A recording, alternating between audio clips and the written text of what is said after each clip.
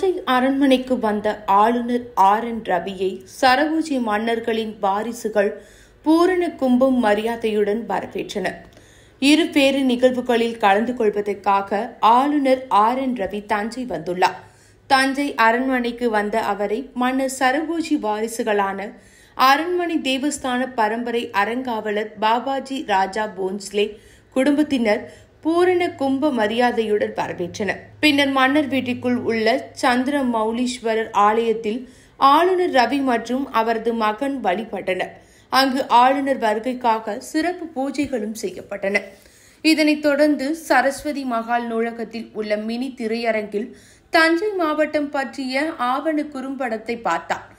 பின்னர் சரஸ்வதி மகால் அலுவலகத்தில் உள்ள அரிய கலைப் பொருட்கள் காட்சிப்படுத்தப்பட்டுள்ள அருங்காட்சியகம் மற்றும் ஓலைச்சுவடிகள் பாதுகாக்கப்பட்டுள்ள நூலகம் ஆகியவற்றை தனது மகனுடன் ஆளுநர் RN ரவி பார்வையிட்டார்.